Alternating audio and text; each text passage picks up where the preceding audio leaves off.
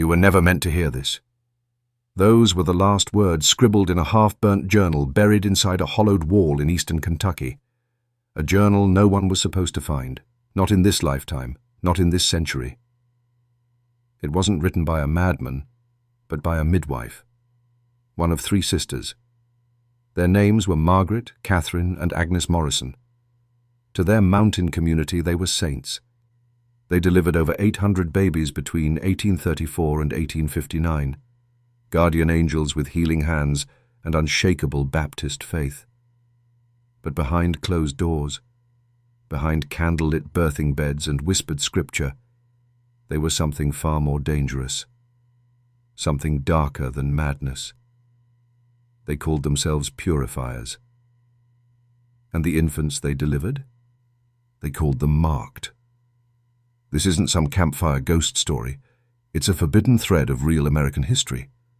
And it was hidden, scrubbed clean from the record by local officials, historians, and clergy, not because it was fake, but because it was too true, too unsettling, too damning for the institutions that would rather see you docile, naive, unquestioning. You're about to enter a story that reveals just how easily the mask of piety can hide the machinery of death. You'll see how the language of God was used as a weapon, how women revered as saviors became executioners under the illusion of divine command. You will not leave this tale the same man. Because by the time we reach the final grave in the garden of purified angels, you'll understand something horrifying. These sisters didn't act alone. They were part of a pattern, a blueprint, still echoed today in every system that tells you which life matters and which doesn't. Are you ready to descend? Then take a breath and do not look away. This truth was buried for 150 years, and now for the first time it demands to be heard. The Morrison sisters were born into fire. Not literal fire, but the kind that burns in pews and pulpits, the kind that dresses itself in white robes and holds Bibles with blood on the spine. Their father, Elijah Morrison, was a traveling preacher known in the Cumberland Gap for sermons that left men weeping and women trembling. But in private, his gospel twisted. He believed God chose bloodlines, that certain people, certain children, carried curses from birth. He preached it to his daughters, and they listened. Margaret, the eldest, absorbed every word like scripture. Catherine, ever loyal, followed without question. But Agnes was different. She saw visions. She claimed angels spoke to her in dreams, warning of infants born with infernal destinies. At first, even her sisters doubted her. But when their mother died giving birth to a deformed stillborn, a boy with black patches across his skin and a twisted hand, Agnes's prophecy was fulfilled. That was the moment everything shifted. They began to believe they were chosen, not just as midwives, but as filters between heaven and earth. And when Elijah passed, the sisters claimed the mantle of spiritual guardianship for the mountain folk, with no church to answer to, no priest to restrain them, only God as they understood him, or rather, as they interpreted him. By 1834, their mountain cabin had transformed.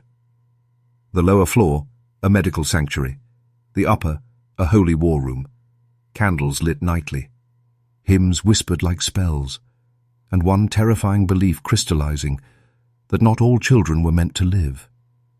You see, in isolation, belief has no breaks. There's no dissent, no external reality, just echo. The sisters were trapped inside their own doctrine, one they wrote in blood and called grace. And in that madness, they found clarity. They believed the devil marked infants the moment of conception, through bloodlines, through sin, through stains that showed on the skin, a port wine stain, a serpent's kiss, a cleft lip, the mouth of Satan, a birthmark in the wrong place, a sign of coming ruin. But what made them dangerous wasn't belief alone. It was the respect they held in the community. No one questioned them. No one watched them. And in that vacuum of accountability, the first purification happened. One child, one prayer, one quiet burial behind their cabin, and the door to hell creaked open. The first death was not a decision. It was a revelation. Sarah Mackenzie's child was born screaming into the storm, a bitter February night, 1834. Agnes held the newborn close to the oil lamp and froze. There, on the boy's left cheek, bloomed a dark birthmark, shaped like a crooked claw. "Devil's hand," she whispered. The room fell silent. Margaret stared, scripture echoing in her mind. "And the beast shall mark his own." She stepped forward and laid her hands on the infant's chest. The cries softened, then stopped. No ceremony, no struggle, just silence, and the sisters' heavy breathing in the flickering half-dark. They told Sarah he died of unseen internal defects. A mercy, they said. God took him before suffering could. Sarah, delirious with blood loss and grief, wept into Agnes's arms, never knowing her child had been taken, not by heaven, but by hands that claimed to serve it. That boy became the first buried behind their cabin, the first in what would be called, decades later, the Garden of Purified Angels. But it didn't end there. The act had done something to them. It had unlocked them.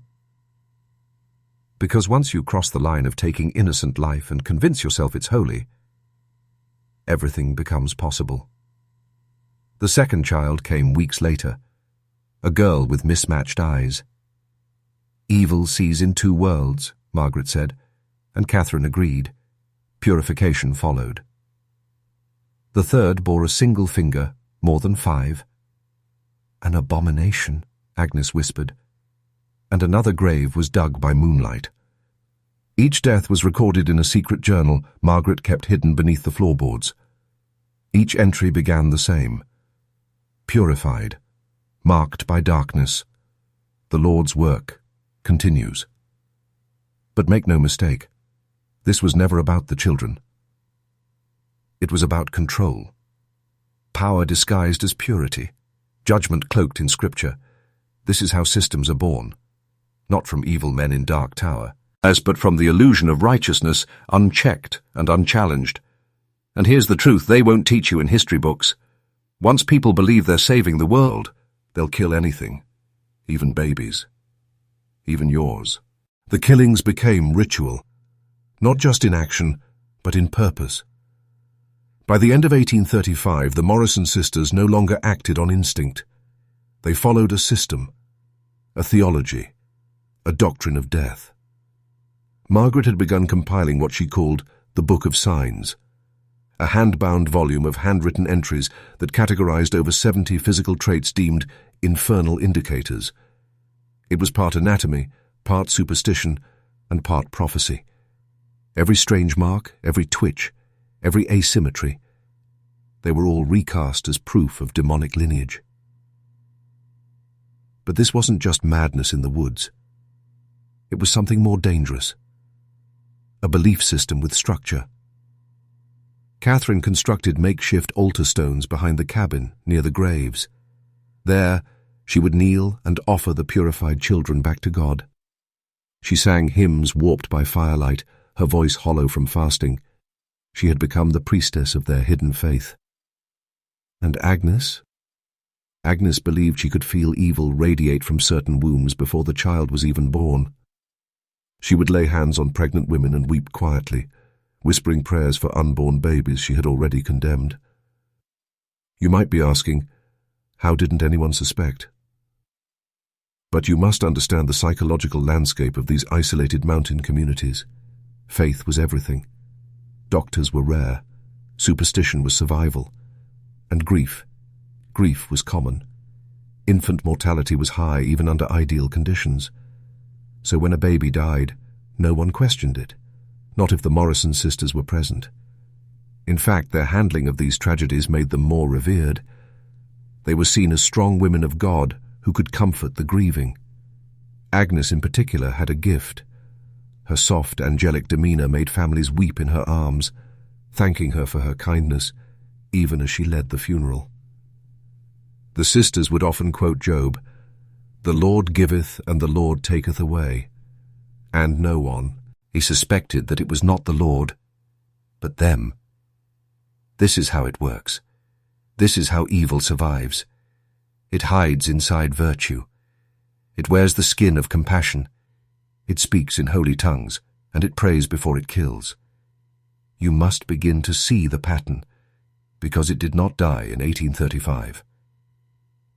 This pattern evolved. It adapted.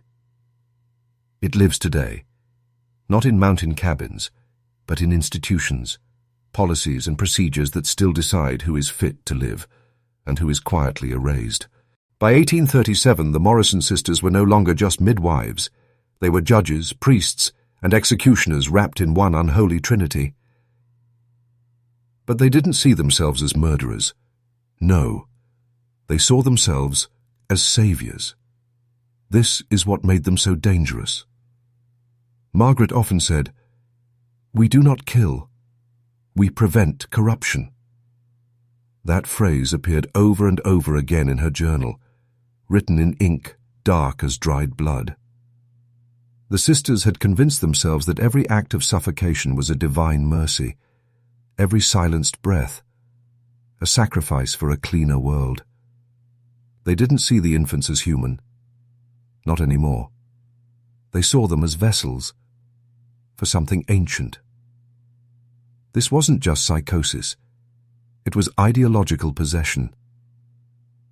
They began modifying their birthing room, black curtains over the windows, a single crucifix turned upside down and burned at the edges, not in defiance of Christ, but in imitation of his sacrifice. Each soul we purify suffers as he did, Catherine wrote, and in that suffering, they are cleansed. Understand, this was not chaos. This was structure. Every death had a process. The infant was evaluated for markings.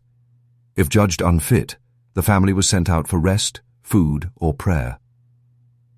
The child was purified within moments, usually by Margaret. A verse from Psalms was whispered over the body. The burial followed within 12 hours.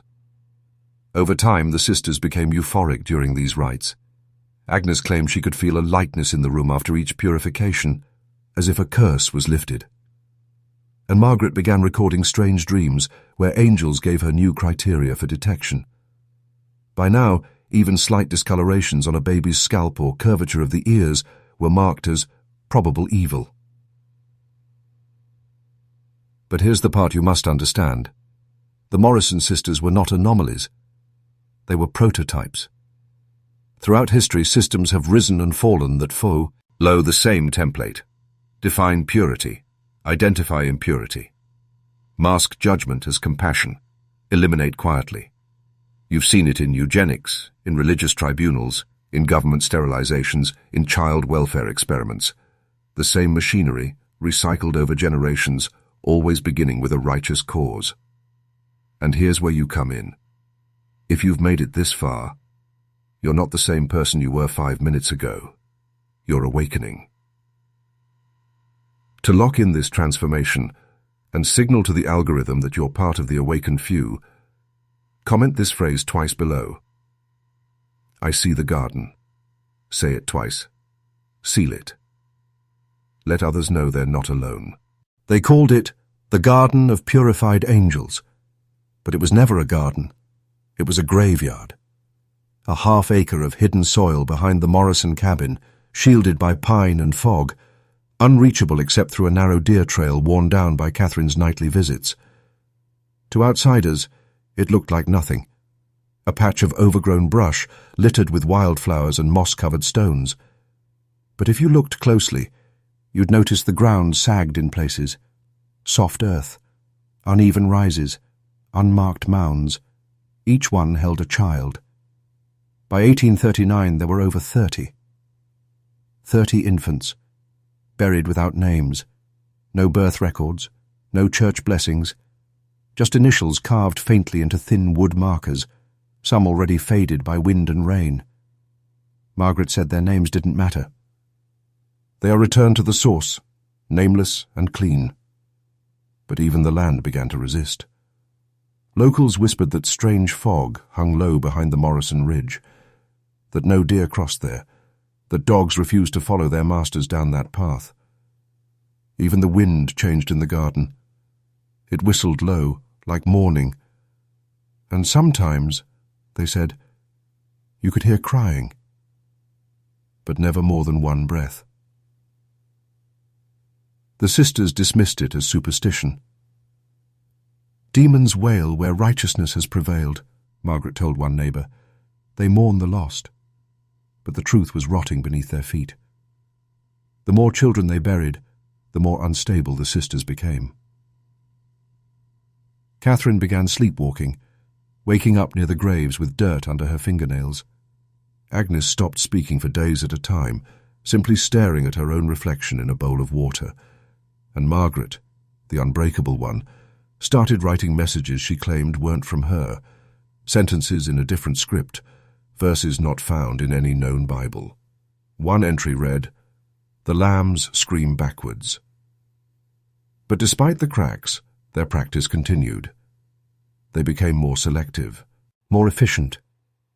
A baby with mismatched ears, a child with a lazy eye, a girl born with an extra toenail, purified, buried, forgotten.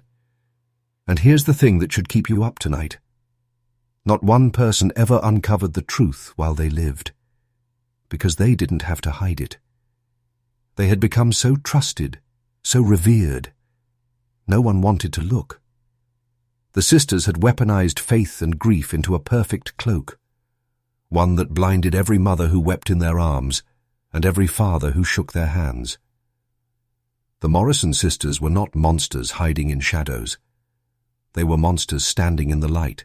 By 1841, the Morrison sisters were legends, not feared, not hated, revered. 3 righteous women in the harshest corner of Appalachia, delivering miracles in a place where God was sometimes the only thing louder than the wind. Stories spread like gospel, of babies born blue and breathless, revived by Margaret's whispered prayers, of women on the brink of death saved by Catherine's steady hands, of Agnes appearing in dreams days before labour, only to arrive with calming herbs and holy oil. But none of that was magic. It was manipulation. The sisters had mastered more than midwifery. They had mastered psychology. Margaret understood fear, how to enter a home as a servant and leave it as a saint. Catherine understood routine, how to build credibility through self-sacrifice. And Agnes? Agnes understood the power of beauty, of softness, of appearing too holy to be cruel. Each had a role. Together, they were untouchable. But something else had begun to stir. They started seeing patterns, not in the infants, but in the mothers. They began to believe that evil didn't always mark the child. Sometimes it marked the womb. The root of rot is not the fruit, Agnes wrote cryptically in her personal journal. It is the vine. This belief shifted everything. They began interrogating lineage, asking expectant mothers strange questions. Had anyone in your family been convicted? Did you dream of fire while pregnant? Were there curses spoken over you? They documented these answers in secret books. And soon, their purifications included children with no visible marks at all. The sins of the father now judged through the child. One infant, perfectly healthy, was taken because the mother had confessed to premarital intimacy. Another, because the father had once stolen a horse. A third, because Agnes said she felt sulphur on the air. What had started as reaction, had now become preemption. The Morrison sisters weren't purifying evil anymore. They were preventing its return. And here's the chilling parallel. This logic, this twisted calculus of inherited guilt, echoes far beyond 19th century Kentucky. It's the same thinking that fueled forced sterilizations, that justified internment camps, that labeled entire bloodlines as threats. You've seen it. You've felt it. Because the system doesn't care about justice. It only cares about order. And in pursuit of order, it will kill anything that might one day become disorder. By 1843, something changed.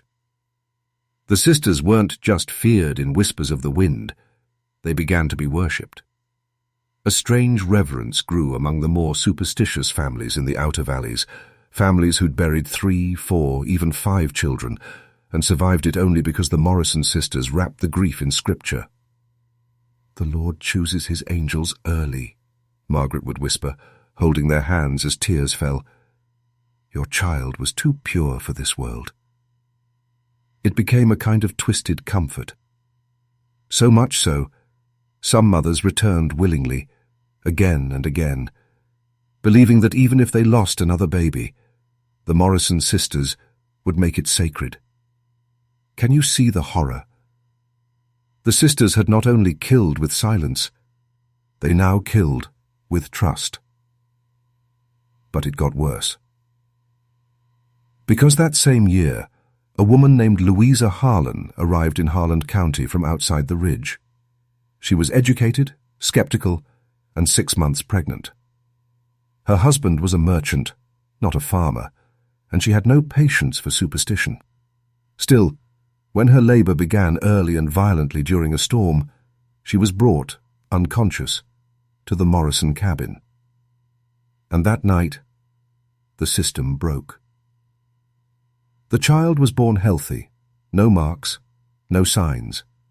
But Louisa awakened during the ritual. She didn't scream. She watched. Through half-lidded eyes, she saw Agnes holding the baby close to the firelight, saw Margaret's hand moving toward the child's face, heard Catherine say, "Be swift, before the soul roots." Louisa feigned sleep.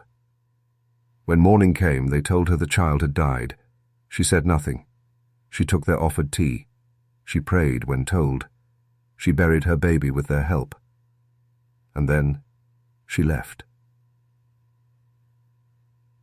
3 months later, a preacher from Cincinnati arrived in Harlan County, then a sheriff, then a lawyer. Louisa had spoken. But here's the twist. No arrests were made, no trial, no charges. Because the mountain people, those broken, trusting families, defended the sisters. They called Louisa a bitter outsider, a woman whose grief had turned into vengeance, a liar, a Jezebel.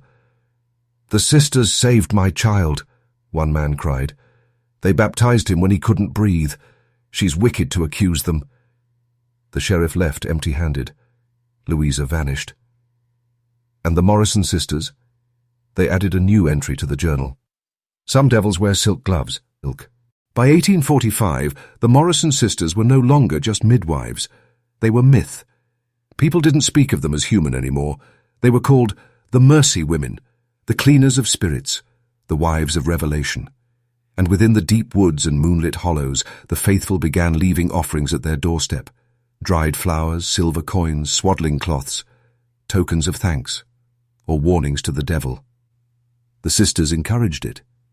They never claimed sainthood outright. That would have broken the spell. Instead, they allowed the illusion to grow naturally, like rot beneath the floorboards. Because when people worship you, they no longer question you. That's the most effective form of control. But control is a fragile thing, and cracks were beginning to show. Agnes had become unwell. She spoke of voices beneath the soil, whispers from the garden. She said the babies had begun speaking to her in dreams, each one saying the same phrase, "You never asked our names." Her journals turned frantic, pages filled with black spirals and verses rewritten backwards. Catherine, The pragmatic one buried herself in ritual. Her grief was silent but consuming. She stopped sleeping indoors, choosing instead to sleep in the garden. Curled between the graves she'd dug, whispering lullabies to the wind. And Margaret grew more dangerous. She began receiving visions, or so she claimed, in which God revealed the future sins of unborn children. She would tell mothers, "This one will grow to steal," or "This one will take a life before 20. One mother asked, "How could you possibly know?" Margaret smiled coldly. "Because I prayed." And he answered. That child was buried before the sun rose. Understand this. They no longer needed marks, or guilt, or proof. They had authority, the kind of authority that doesn't come from laws, or votes, or titles, but from belief. From faith weaponized into obedience. And this is the part that must never be forgotten. The Morrison sisters didn't need swords, they didn't need armies. They were just 3 women in a cabin, and they controlled life and death for hundreds of families, because they controlled the narrative. And in the end, that's all power really is. Control the story, and you control reality. In the dead of winter, 1847, the purification stopped, not because the sisters had repented, but because something changed. It began with the snow. For nearly a month, the mountains were sealed off from the outside world by a brutal white storm. Weeks of silence, like nature itself was holding its breath. Roads vanished, trees bent and cracked. Entire cabins were buried under ice. And during that silence, a child was born, a girl. No markings, no defects. But Agnes, pale, trembling, insisted she felt something new. Not evil, not corruption, but resistance. "This one is shielded," she whispered. Margaret was furious. "No child is beyond judgment," she hissed, reaching for the child. But Agnes blocked her. Catherine stood motionless, caught between blood and belief. And for the first time in over a decade, they argued. That night, something shattered in the cabin. No one outside knows exactly what happened. The journals grow erratic. Margaret's writing becomes uneven, slashed with ink. Catherine writes nothing. Agnes's final entries are just one sentence, repeated over and over. She is watching from the trees. Some say the baby was spared. Others say she disappeared, never buried, never named. What's known is this. The killings stopped. The sisters withdrew. No more midwifery. No more prayers at the graves. The trail to the garden grew thick with thorns. And slowly, the mountain people forgot. They moved on. Because forgetting is easier than facing the truth. The Morrison sisters lived another 7 years in near silence. Margaret went blind. Catherine took to walking barefoot in the snow, speaking to no one. And Agnes simply vanished. Some say she walked into the forest barefoot, singing a lullaby only the dead could hear. In 1854, their cabin was found abandoned. Inside, dried herbs, prayer books, one cradle, empty. And beneath the floor, boards, the journals, bound in leather, stained with time, filled with names that were never recorded elsewhere. The state burned them, deemed them superstitious hysteria. Officially, the Morrison sisters were remembered as eccentric healers. Nothing more. No one was ever punished. No one was held accountable. And now, the garden lies buried beneath decades of soil and silence. But if you dig deep enough, beneath the myths, beneath the shame, you'll find the bones, tiny bones, laid with care and blood. You thought this story ended in 1854. It didn't. Because the Morrison sisters weren't an isolated anomaly. They were the prototype for something that never stopped. Let me show you how. In the early 20th century, as science rose and faith fell silent, the world turned its eyes toward progress. But progress, when fused with fear, creates monsters in lab coats instead of prayer shawls. Enter the eugenics movement. Between 1907 and 1979, more than 60,000 people in the United States were forcibly sterilized, many without consent, often without knowledge. The justification? Unfit to reproduce. That's the same language Margaret Morrison used when she placed her hand over a crying infant's mouth. Unfit. The Morrison sisters used birthmarks. The state used IQ tests. Same verdict, different robe. North Carolina sterilized girls as young as 12. California led the way in numbers. These weren't criminals. These weren't monsters. These were poor women, black women, disabled men, orphans. They were the new marked. And just like the Morrison sisters, no one asked their names. They were labeled, coded, forgotten. Now pause. You're probably thinking, we'd never allow that today. But have you looked closer? Today, we erase people through policy. Children disappear in foster systems without record. Medical institutions make assumptions based on race, income, insurance. Entire populations are medicated into silence, their emotions pathologized instead of explored. Babies are still born into systems that decide their worth before they speak a single word. We just change the ritual, not the belief, not the machine. And here's where it gets darker. Many of these systems were inspired by American methods. Hitler praised US sterilization laws in Mein Kampf. He said we had the courage to cleanse the gene pool. The Morrison logic went global, dressed in swastika. Cass, worn by tyrants, disguised as science. Still think this was just a backwards legend? Or do you see it now? The Morrison sisters lit a match in a cabin, but the world built the firewood and passed the flame. Today, we no longer call it purification. We call it efficiency. We call it risk assessment. We call it healthcare policy. But the question remains, who gets to decide what's pure? Who decides who is fit to live? Now we come to the most dangerous illusion of all. Compassion as a weapon. In the time of the Morrison sisters, purification was cloaked in scripture. In the 20th century, it was wrapped in science. Today, it's delivered with a smile.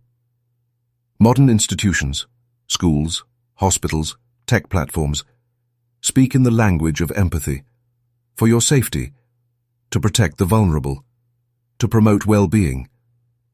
But behind those words, the same machinery spins. Let's talk about data. Your child is born. Before they ever leave the hospital, they're entered into multiple government and private databases. Medical history, genetic predispositions, developmental benchmarks. The moment your baby opens their eyes, the system is already watching. By age 6, their learning speed is measured and logged. By age 10, emotional patterns are analyzed. By 13, algorithms predict likelihoods, depression, defiance, deviance. You think this is about support? No. It's about control. Control wrapped in soft language. Intervention. Assessment. Early access. These are the new rituals. The child doesn't need a birthmark anymore. Their behavior is the mark. Their data trail is the new prophecy. And who interprets that prophecy? Not priests. Not prophets. Programs. AI-driven diagnostics. predictive analytics, social credit modeling. You think I'm reaching? Look at China's social credit system. Look at predictive policing in the US. Look at how mental health apps sell user data to pharmaceutical giants. We have outsourced morality to machines trained by biased minds, and still people trust it. Just like they trusted the Morrison sisters. Because if the system wears a white coat or a clean interface, we assume it's pure. But the Morrison sisters taught us something essential. The most dangerous evil is always the one that believes it's doing good. Margaret never thought she was a killer. She believed she was saving the world. Now ask yourself, how many people in modern institutions believe exactly the same thing? How many policies, protocols, and standard practices are being carried out by people who genuinely believe they are protecting the innocent while quietly erasing the inconvenient? We don't burn witches anymore. We diagnose them. We don't bury marked babies in gardens. We delete the outliers from the dataset. Tell me, do you still think the garden was sealed in 1854? Or have we simply digitized the soil? Let's pull back the veil now. The Morrison sisters were not the first, and they were never acting alone. Because behind every system of moral violence, every institution that filters life and death through doctrine or data, there are handlers, quiet men, silent councils, foundations with philanthropic names and steel intentions. They do not pray. They do not heal. They design. In 1921, Margaret Sanger founded the American Birth Control League. It later became Planned Parenthood. Her writings included terms like human weeds, genetic inferiors, and undesirables. She advocated for selective breeding, sterilization, and population control, all under the banner of women's health. Sound familiar? She was not a monster in hiding. She was awarded, applauded, photographed, because when you speak with just the right smile, you can say anything. But Sanger was just one. Today, there are entire ecosystems of influence shaping what we call public health. Research funded by corporations, policy ghostwritten by think tanks, educational content funneled through institutions funded by the same few billionaires who own the pharmaceutical patents. They are not in your schools to help you. They are there to standardize you. Because when humans are standardized, they are predictable. And predictable humans are easy to manipulate, monetize, and erase. You've felt this. You've seen how anyone who questions the system, whether it's a doctor challenging vaccine policy, a teacher questioning state curriculum, or a parent pushing back on data tracking, is silenced, deplatformed, labeled, red flagged. The language changes, but the principle is eternal. Those who interrupt the purification process must be cast out. This is where the Morrison sisters were prophetic. They believed they had divine permission to determine who was fit to remain in this world. That belief, if twisted as it was, lives on, not in Appalachian cabins, but in corporate offices, government panels, AI ethics boards. The difference? Today's judges wear designer suits, and they don't need to smother a baby in the dark. They simply press enter. A policy is passed, a treatment denied, a flag triggered, a life path altered, invisibly, and you'll never know who did it. Only that it was for your safety. Now we come to it. The question most fear to ask. Why was this story buried? Not just hidden, erased. The Morrison sisters were never named in school books. No historical marker stands at the site of their cabin. Their journals, the clearest first-hand record of psycho-spiritual infanticide in early American history, were burned by state order. You think it was to protect public decency? No, it was to protect the template.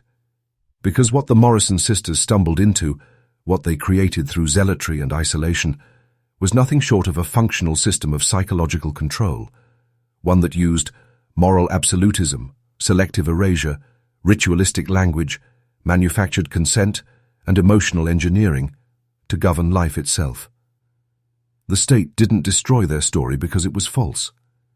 They destroyed it because it was true and too revealing.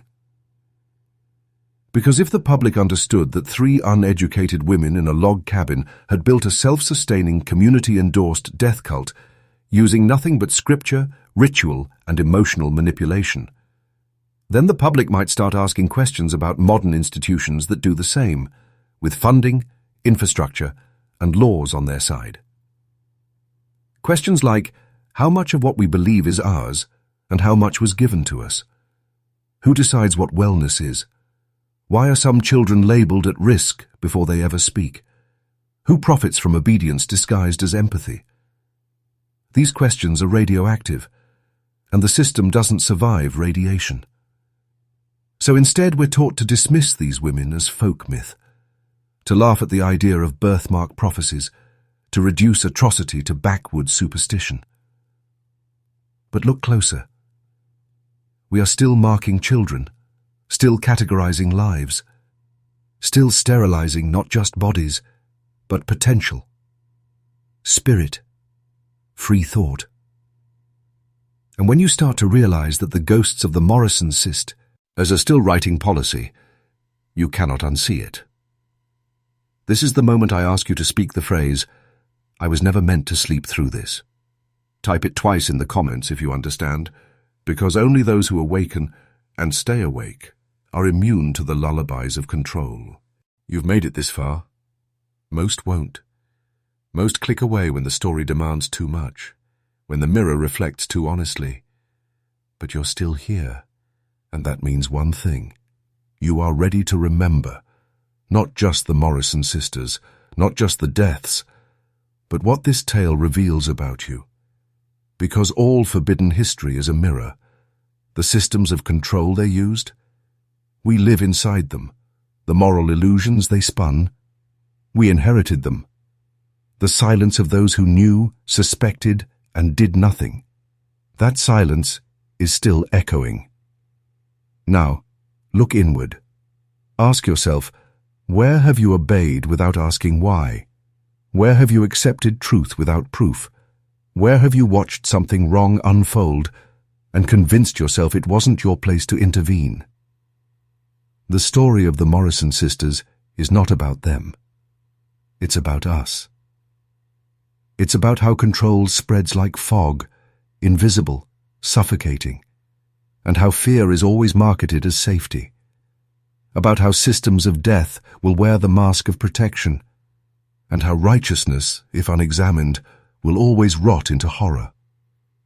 But there is one truth they can never erase. Awareness is the first act of resistance. Not rage, not violence, awareness. Because when you see the pattern, you stop feeding it. When you recognize the rituals, whether they're in a hospital, a classroom, or a policy draft, you begin to ask forbidden questions. And once you do that, the system no longer owns you. That is why this story matters. That is why it was buried. Because the Morrison sisters aren't just a footnote in Appalachian law. They are a cipher, a warning, a doorway. You can go back to sleep now. Pretend this was just entertainment, just spooky history. But if even one part of your spirit has awakened, you have a duty now. To see, to speak, to resist, and to remember what you were never supposed to know. You are not alone in this. Others are waking. Let them find you. Let them read your echo in the comments below. I was never meant to sleep through this. Twice. Because once awakens you, twice awakens others.